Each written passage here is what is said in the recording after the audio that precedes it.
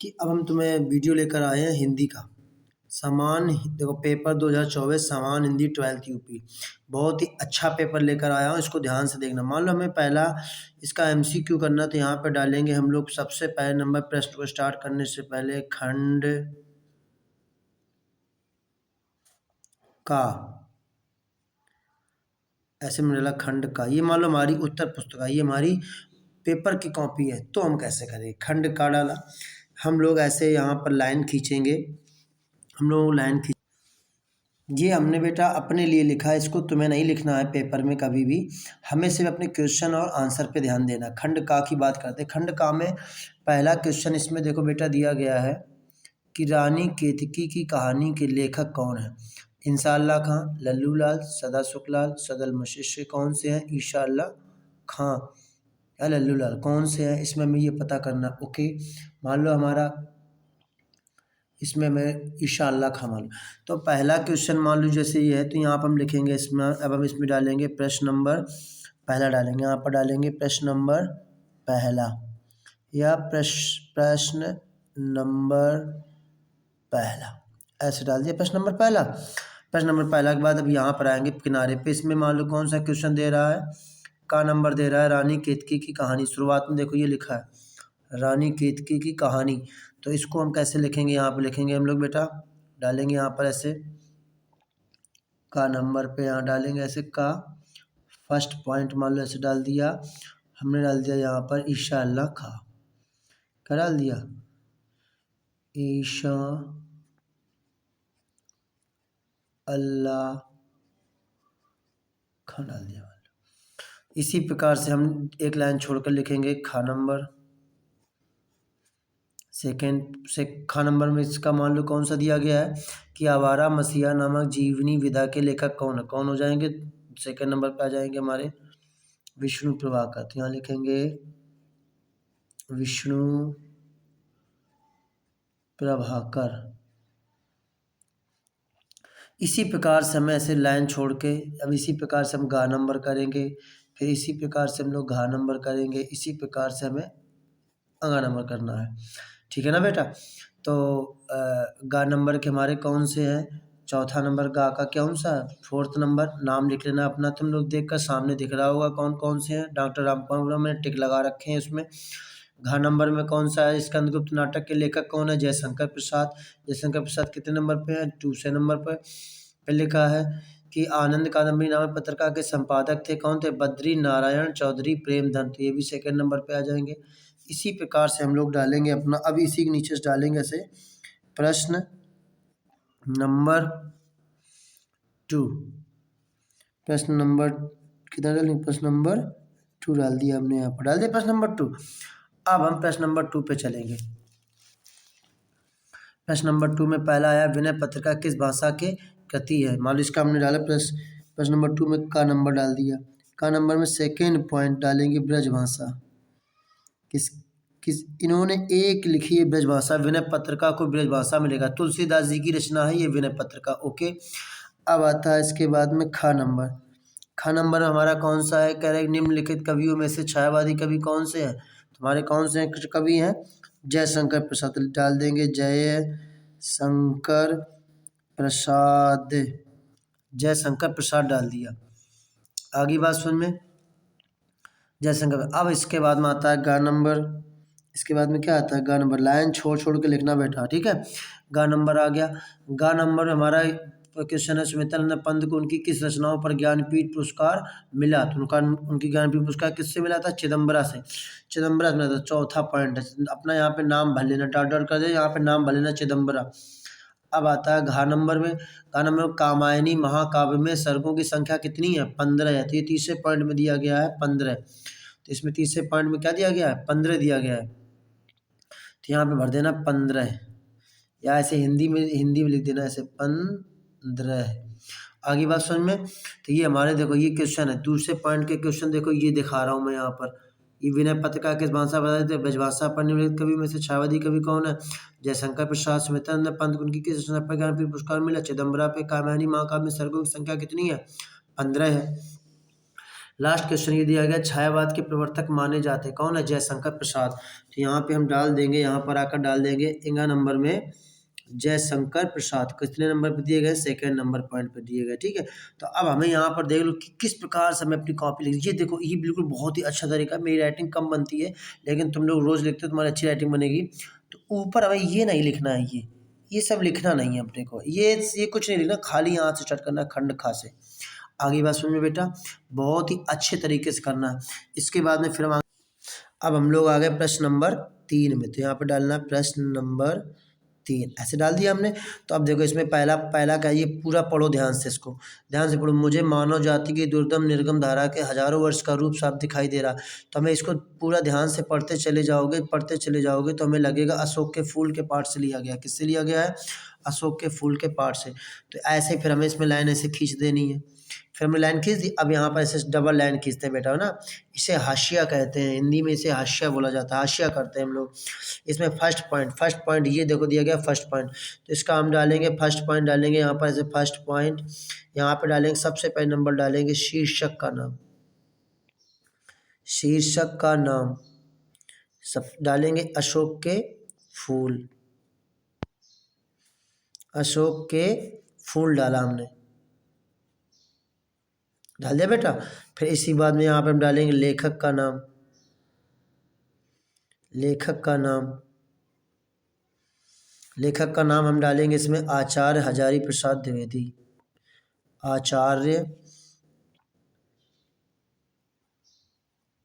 हजारी प्रसाद द्विवेदी बेटा। अब आ गए हम लोग सेकेंड पॉइंट पे। सेकेंड पॉइंट का रेखांकित अंश की व्याख्या कीजिए। तो हेडिंग डालेंगे ब्लैक कलर से, रेखांकित अंश की व्याख्या। बेटा लाइन छोड़ देना, मैं लाइन छोड़कर लिखना भूल गया हूँ। तो मैं लाइन छोड़कर ये दूसरा पॉइंट यहाँ डालना था, यहाँ पर दूसरा पॉइंट यहाँ डालना था, हमने यहाँ डाल दिया। तुमको ध्यान देना, लाइन छोड़ना बेटा, ठीक है ना, ठीक है ना। जो हमसे गलती हो रही है वो तुम्हें नहीं करना। रेखांकित अंश की व्याख्या तुम्हें यहाँ पर लिखनी है सेकेंड नंबर पर। तो जितनी भी लाइनों में ऐसे नीचे नीचे जो लाइनें खींची हैं, इन लाइनों को बढ़ा चढ़ाकर तुम्हें लिखना, अपने बढ़ा चढ़ाकर क्या करना है, बढ़ा चढ़ा कर लिखना। दूसरा हो गया, इसी प्रकार से तुम्हें तीसरा पॉइंट करना, इसी प्रकार से तुम्हें चौथा करना, इसी प्रकार से तुम्हें पांचवा करना। तीसरे, मनुष्य की जीवनी शक्ति कैसी है। तो यहाँ पे तुम्हें इस जीवनी शक्ति कैसी है कि संघर्षों से मनुष्य ने शक्ति पाई, हमारे सामने समाज का जो रूप है ना। तो हमें इसमें ध्यान से देखना है, इनमें से ही इनका क्वेश्चन जो नहीं दिया गया तीसरा पॉइंट ये वाला, इस क्वेश्चन का तुम्हें यहाँ कहीं ना कहीं इसका आंसर तुम्हें जरूर मिलेगा। इसी प्रकार से चौथा नंबर का आंसर तुम्हें इसमें मिलेगा, इसी प्रकार से पाँचवें नंबर का भी तुम्हें इसी में आंसर मिलेगा। तो अब देखो वीडियो में हम सारा लिख कर तो बता नहीं सकते हैं, बस हम तुम्हें एक टॉपिक बताए दे, एक माध्यम बताए दे रहे कि तुम्हें करना कैसे। अब इसके बाद में नया क्वेश्चन लिखेंगे। यहाँ पर हम यहाँ पर आकर लिखेंगे प्रश्न नंबर 4 पे आ गए। अब सोच रहे हो कि सर जी ने 3 क्यों किए। अब मैं तुम्हें एक बात बताता हूँ, देखो बेटा ध्यान से। इसमें क्या लिखा है, अथवा, अथवा लिखा है। तो इन दोनों में से हमें कोई एक ऐसा करना है जिसके बारे में हम बहुत ही अच्छे से जानते हैं। मान लो हम इसको जानते हैं अशोक के फूल से लिया गया, तो हमने इसके 2 क्वेश्चन अपने मन से कर लिए, तो 4 नंबर हमारे तैयार हो गए। अब 3 और करना है तो हमारे 10 नंबर कंप्लीट हो जाते हैं। अब हम इसके थोड़ा और आगे बढ़ते हैं, इसमें हम आगे बढ़ते हैं। अगर आगे बढ़ने की बात करें तो आगे बढ़े नंबर 4 की बात करते हैं। प्रश्न नंबर 4 पे आ गए। प्रश्न नंबर 4 में देखो एक ये दिया गया, एक ये दिया गया अथवा में। तो हमें ये पता चल गया, देखो मैंने यहाँ लिख दिया है बापू के प्रति। ये जो लिखा है, सुख भोग खोजने आते सब, आए तुम खोजने सत्य खोज, ये बापू के प्रति से लिया गया है। किससे लिया गया? बापू के प्रति से लिया गया है। अगर हम और इसको थोड़ा आगे ले जाए अपनी कॉपी को, बापू के प्रति, इसमें पहला क्वेश्चन दे रहा है कि उपयुक्त पद्यांश का, इसमें देखो पहला क्वेश्चन क्या है, उपयुक्त पद्यांश के शीर्षक और कवि का नाम लिखिए। तो यहाँ पे हम लोग ऐसे फिर उसी वही हमारा बस क्रियाकलाप वही रहनी चाहिए जैसे हम लोग करते हैं। यहाँ डाल देना अपना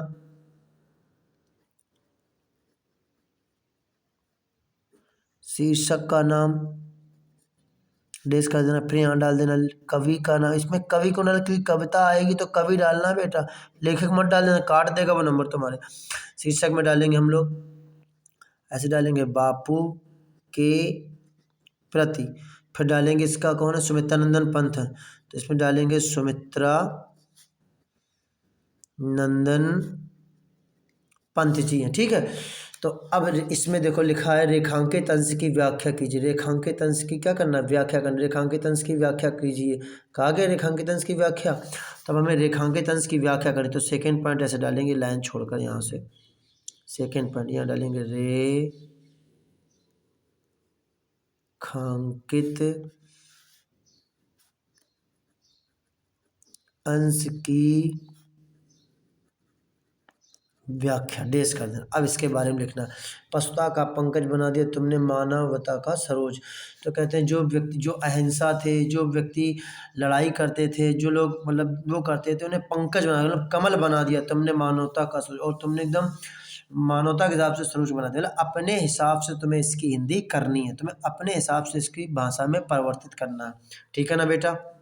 इतनी बात समझ में आ गई। प्रश्न नंबर 4 इसी प्रकार से इसके सारे क्वेश्चन तुम्हें करने सारे के सारे। इसमें ये क्वेश्चन अलंकार जो तुम आत्मा के मन के मनोज हो।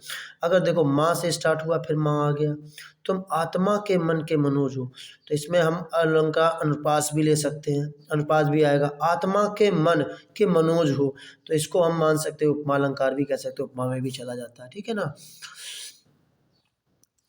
तो ये हमारा उसमें भी चला जाएगा। अब इसके देखो इसके सारे क्वेश्चन आंसर कैसे, अब यहाँ पे एक हो गया। अब इसके बाद तीसरा पॉइंट ऐसे डालना, तीसरा पॉइंट, फिर इसी प्रकार से चौथा पॉइंट, फिर इसी प्रकार से पांचवा पॉइंट। सबके पॉइंट के आंसर तुम्हें इसमें लिख देने हैं। आगे बात सुन में बेटा। अब हम लोग आ गए प्रश्न नंबर 5वें में। तो प्रश्न नंबर 5वां से डाल देना प्रश्न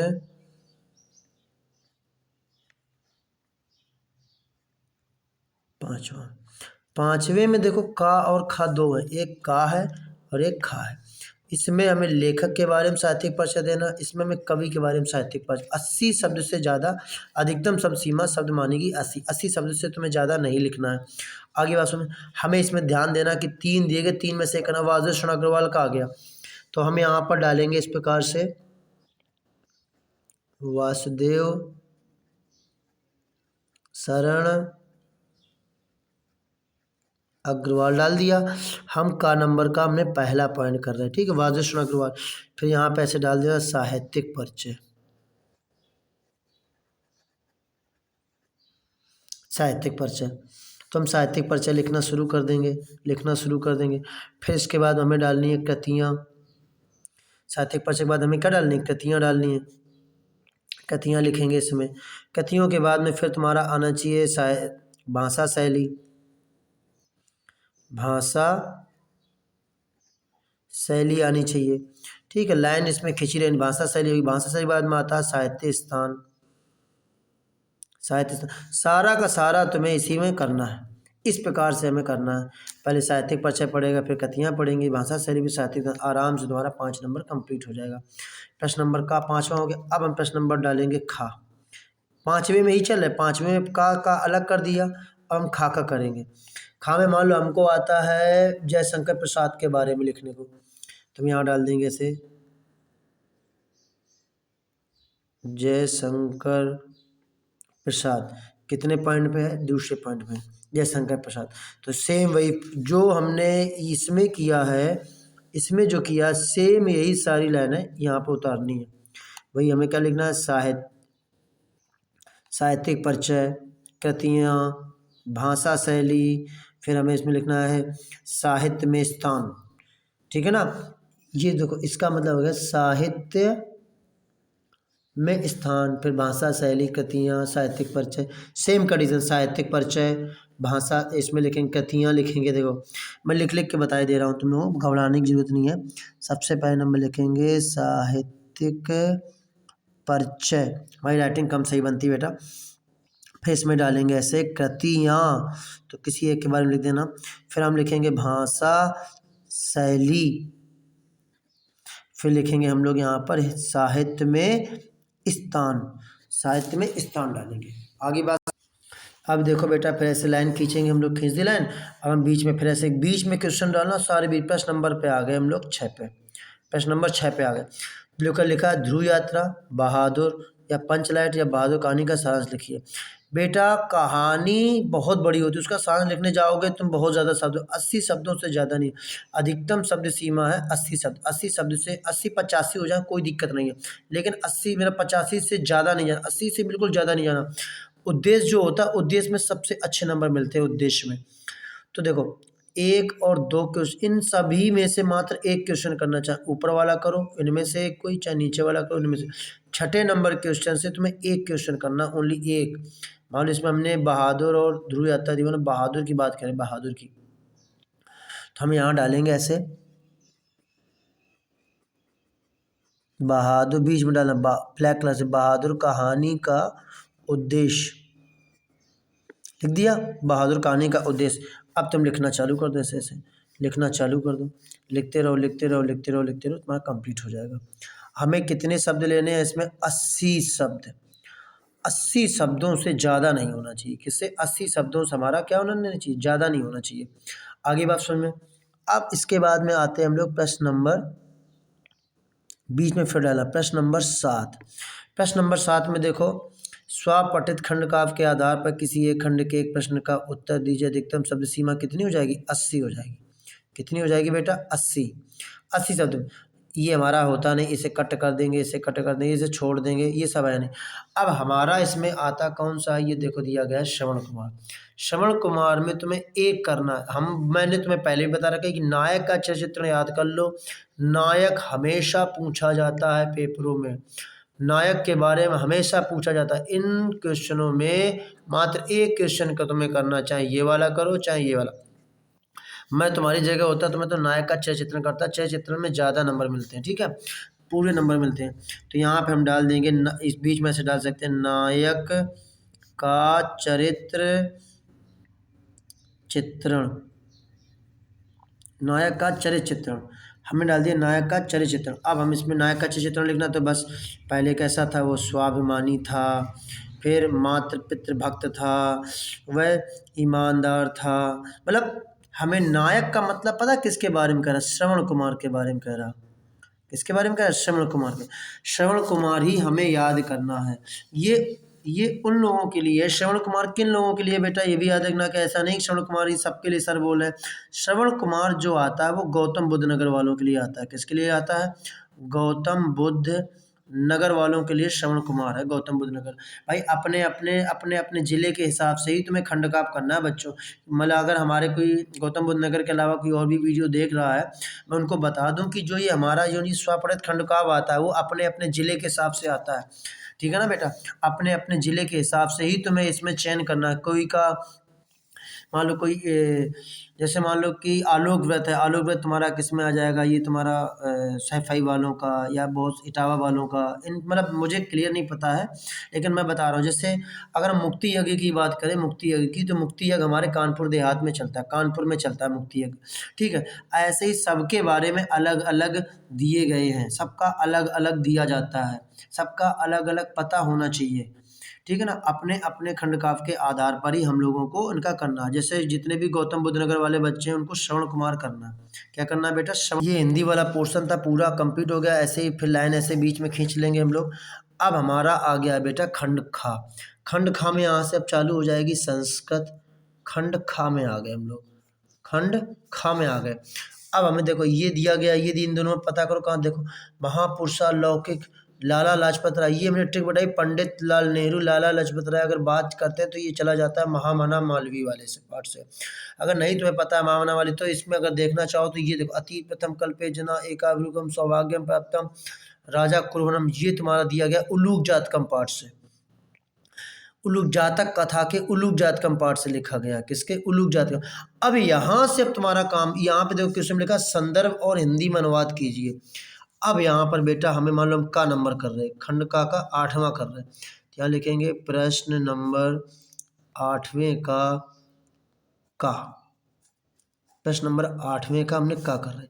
अब इसे करने से पहले संस्कृत का एक नियम होता है, इसको करने से पहले दो चीज़ें बहुत ध्यान देनी है। यहाँ लिखना है अतीत dot dot dot dot dot dot dot dot dot dot चले जाना।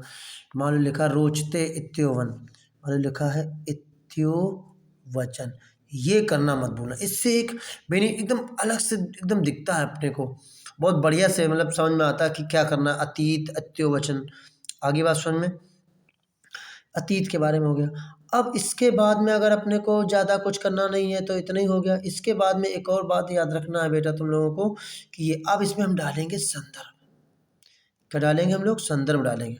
संदर्भ लिखेंगे प्रस्तुत कहानी है ना, प्रस्तुत गद्यांश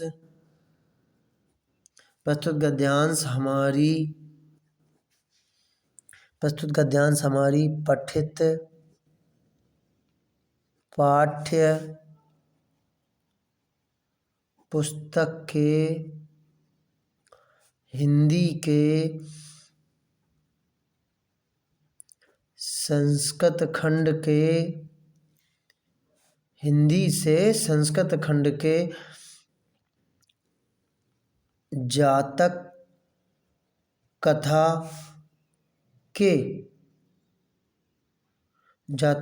के उलूक जातकम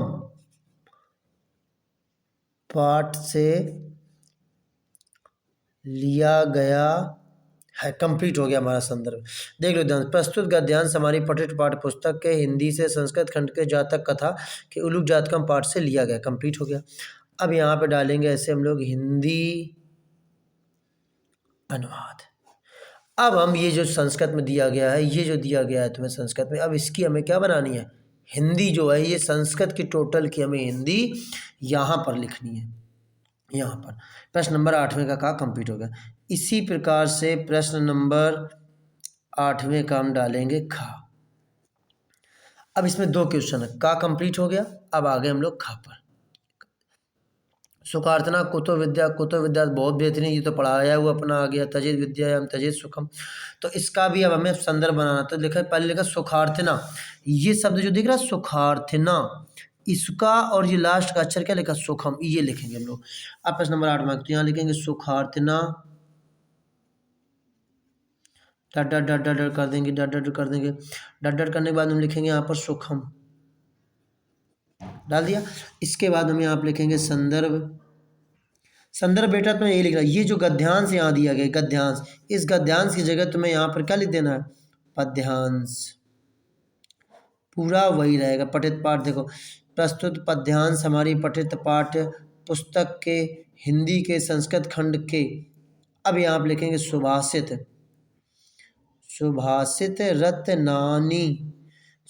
रत्नानी नामक पाठ से लिया गया है। संदर्भ वही रहेगा, बस यहाँ चेंज करना। गद्यांश की जगह क्या हो जाएगा? ये गद्यांश लिखा, यहाँ पे क्या हो जाएगा? पद्यांश।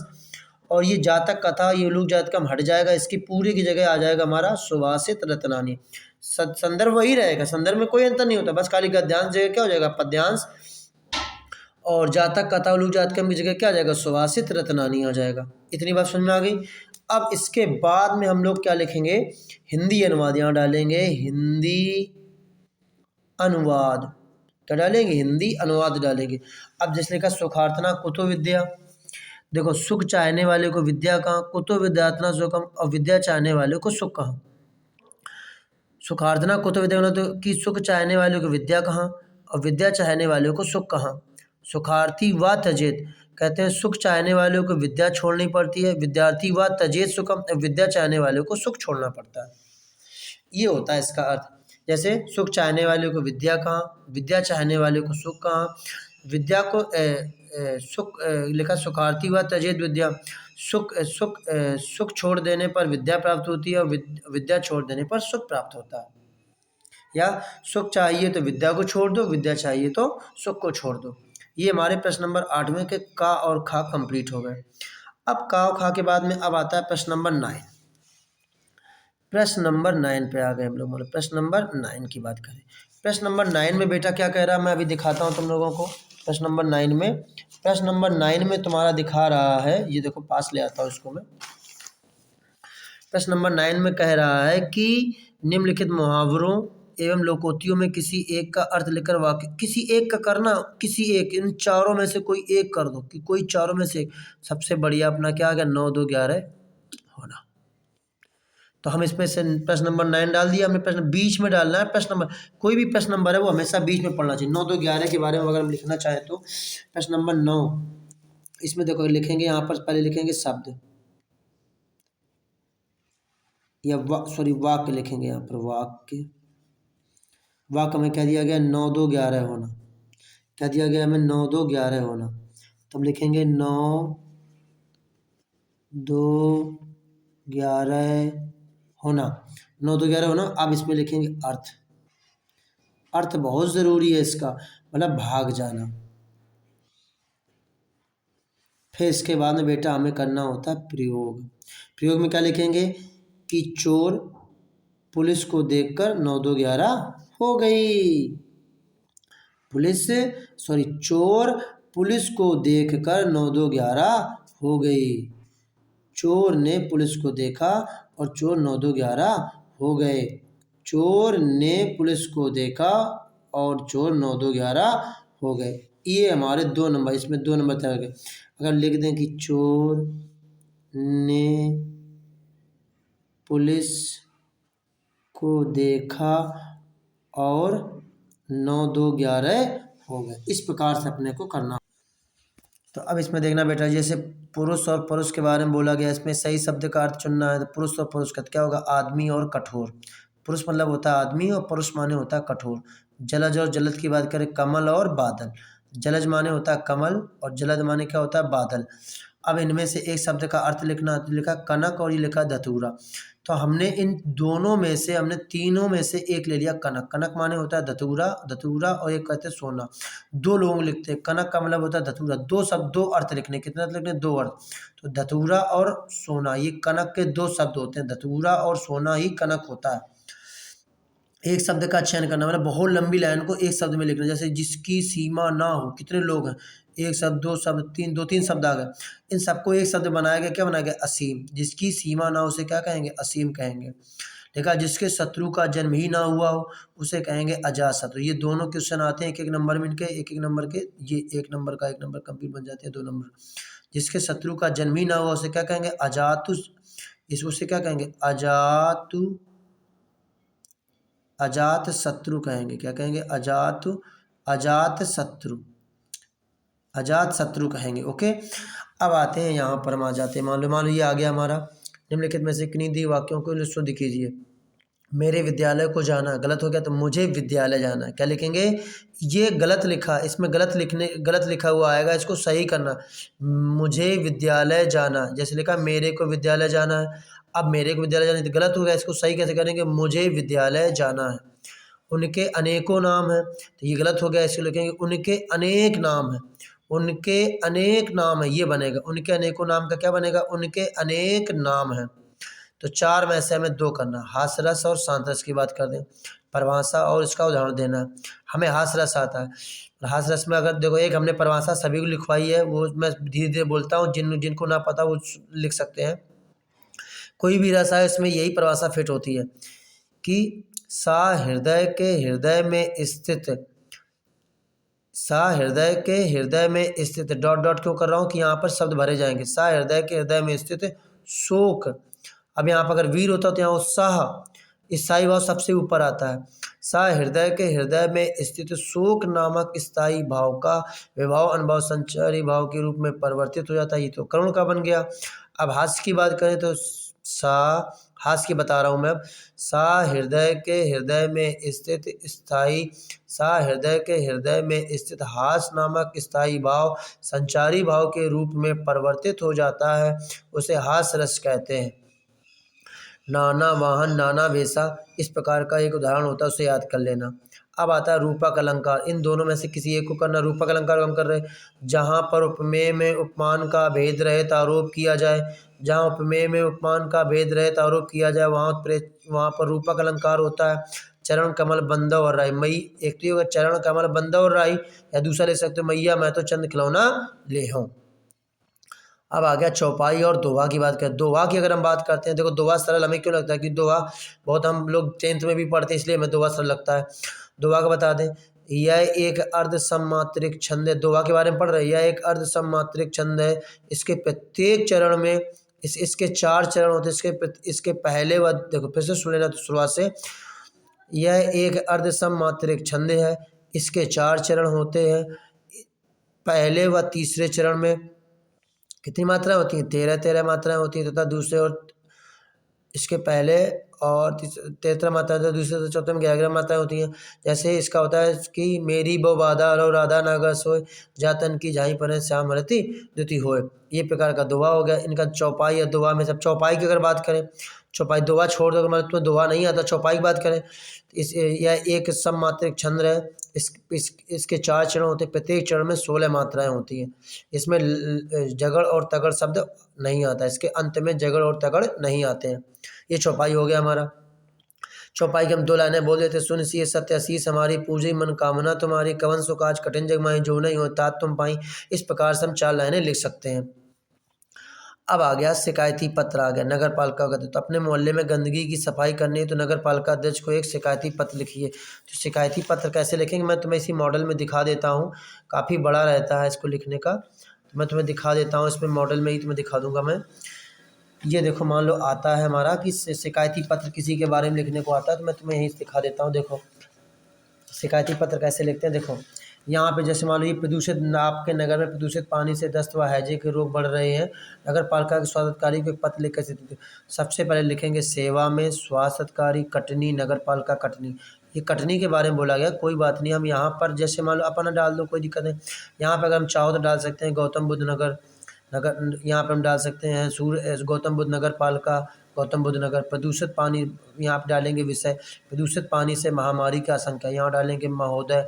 फिर अपनी तरफ से लिखना है, बनाकर पूरा अपनी तरफ से लिखते हैं, मैंने काफ़ी बच्चों को बताया है। अब मोहल्ले की परेशानी है तो यहाँ पर डाल देना भौदी, बहुत सारे लोगों के नाम डाल देना, का खागा डाल देना तुम लोग, ठीक है। ये हमारा तो जितने भी, अब देखो इसको करना है तो प्रश्न नंबर 6 मान लीजिए, इसको प्रश्न नंबर 11 में आ गया, 13 नंबर आ गया, तो यहाँ पे बीच में से डाला जाता है, प्रश्न नंबर बीच में डालो। बीच में डालने से जो चेक, और प्रश्न नंबर अगर तुम नहीं डालोगे तो फिर तुम्हें नंबर नहीं मिलेंगे। प्रश्न नंबर डालना बहुत अनिवार्य है।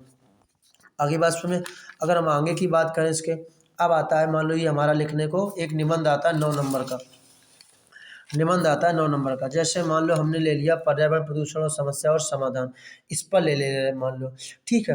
तो हम यहाँ पर ऐसे डालेंगे प्रश्न नंबर हमने डाल दिया 14, बीच में डालते हैं प्रश्न नंबर 14 डाल दिया हमने, प्रश्न नंबर बीच में डाल दिया। इसमें हमने ले लिया तीसरा पॉइंट ले लिया, कौन ले लिया, पर्यावरण प्रदूषण। तो यहाँ डालेंगे हेडिंग पर्यावरण प्रदूषण की समस्या जो भी है वो हमने अपना पेपर से देखकर लिख लिया। अब सबसे पहली हेडिंग यहाँ पड़ेगी रूपरेखा, ये मेन हेडिंग होती है इसकी, रूपरेखा में सबसे पहली हेडिंग प्रस्तावना, ये पहली हेडिंग। इसके बाद दूसरी हेडिंग तुम अपनी तरफ से बनाकर लिखोगे, तीसरी अपनी तरफ से बनाकर लिखोगे, चौथी अपनी तरफ से बनाकर लिखोगे, पांचवी जो होगी वो पड़ती है उपसंहार। क्या पड़ती है, उपसंहार, पांचवी हेडिंग उपसंहार। यहाँ पर तुम्हें अपने मन से हेडिंग बनानी, भाई हम तुम्हें बता देंगे, कोई दूसरा आ गया मान लो निबंध तो कैसे करोगे। तो 3 हेडिंग तुम्हें अपनी तरफ से बनानी है, पहली हेडिंग तुम्हें हमारी प्रस्तावना, दूसरी हेडिंग हमारी उपसंहार। पहली प्रस्तावना पढ़नी चाहिए, लास्ट में उपसंहार पढ़ना, इससे हमारा पूरा निबंध एकदम तैयार हो जाता है, पूरा निबंध एकदम से कंप्लीट हो जाएगा। अब अगर मान लो इसको, अब जो हम ये हेडिंग है जो 4 बनाएंगे, ये वाली हेडिंग है 4 बनाएंगे, इन्हीं हेडिंगों को लिखना शुरू करना होता है ऐसे। अब हेडिंग डालेंगे प्रस्तावना, इसके बारे में लिखेंगे ऐसे ऐसे ऐसे ऐसे। फिर दूसरी हेडिंग मान लो जो तुमने, मान लो दूसरी हेडिंग हम बना कर बता दें कि पर्यावरण प्रदूषण के बारे में करा, तो मान लो हमने पर्यावरण हमने डाल दिया समस्या, तो डाल दिया हमने पर्यावरण समस्या, तो इसमें लिखते जाओ पर्यावरण समस्या के बारे में लिखते रहो। ऐसे तीसरी हेडिंग डालोगे उसके बारे में लिखोगे, चौथी हेडिंग डालोगे उसके बारे में लिखोगे, पांचवी हेडिंग डालोगे उसके बारे में लिखोगे, लास्ट में पड़ती है तुम्हारी उपसंहार। इन सभी के बारे में हमें लिखना होता है, यही पेपर का तरीका, बीच में लिखोगे और लाइन एक तरफ खींचना, ठीक है ना। इस प्रकार से लिखना है तुम्हें, हर चीज़ को देख लो। निबंध लिखने का तरीका क्या, पहले रूपरेखा बनेगा, प्रस्तावना, फिर एक हेडिंग तुम अपनी तरफ से बनाकर लिखनी, दूसरी भी बनाकर लिखनी, तीसरी बनाकर लिखनी, और ज़्यादा पांचवी तुम छठे पे डाल देना उपसंहार, छठे पे ले आना। अगर जिसको कम आता है वो 3 हेडिंग अपनी तरफ से बनाएगा। प्रस्तावना 9 नंबर का है, कम से कम 9 नंबर का हिसाब होता है। अगर 9 नंबर की हम बात करें तो कम से कम 200 शब्द में जाना चाहिए, कम से कम 2.5 पेज का निबंध होना चाहिए बेटा, 2.5 पेज का। 10 मिनट 12 मिनट लगते हैं एक निबंध को लिखने में, उसको ध्यान से लिखना तुम लोगों को, ओके। सभी लोग लाइक कर दें, शेयर कर दें, सभी लोग चैनल को सब्सक्राइब कर दें और इसे शेयर कर दें, बहुत लोगों तक पहुंचा दें। थैंक यू, धन्यवाद, वेरी गुड।